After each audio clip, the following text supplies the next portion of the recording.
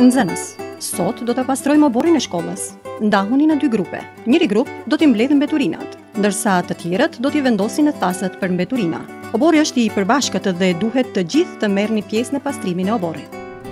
Të rinjët e pastruan oborrin, edhe pse zbukurimi i oborrit është për të mirën e të gjithë nxënësve. Aksioni nuk është organizuar sipas përzgjedhjes së tyre, dhe ata nuk kishin mundësi të japin propozime se si të zgjidhet problemi me hedhurinat.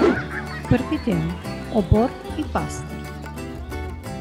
Nxënës, oborri është sërish pis dhe duhet ta pastrojmë, njëjtë si kur javën e kaluar. Ndahuni në 2 grupe. A keni edhe propozime të tjera?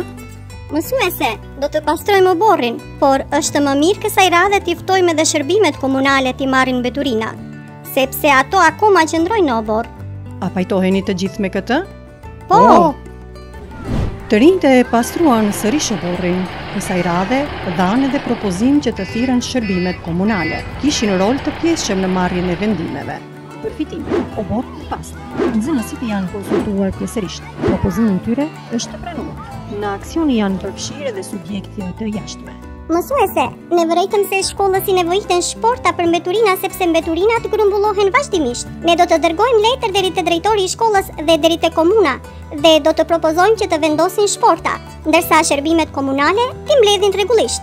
Më mirë është të ketë sporta të veçanta për xham, për plastik dhe për lloj tjetër të mbeturinave, që të mund t'i selektojmë mbeturinat. Mund të organizojmë edhe aksion për mbjellje të pemëve në obor dhe t'i therasim edhe prindërit të na ndihmojnë. Ide e shkëlqyeshme, fëmijë, të shkëlqyeshme. Krenohem me të gjithë ju. A doni që të bëjmë edhe afishe edukative për selektim të mbeturinave dhe t'i vendosim në hyrje? Po! Të rinjt iniciuan aksion në obor. Nga fillimi deri në fund kishin pjesëmarrje të plotë në procesin e marrjes së vendimeve. Kënaqësia e tyre është dyfishme e madhe kur shikojnë se idetë e tyre zbatohen në praktikë. Ky është shembull për pjesëmarrje të vërtetë të rinjeve në vendimmarrje dhe në zbatimin e tyre.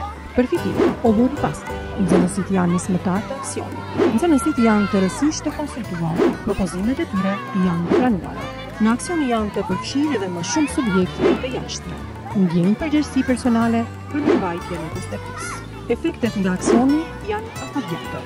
Nxënësit janë të inkurajuar të iniciojnë edhe aksione tjera në të ardhmen.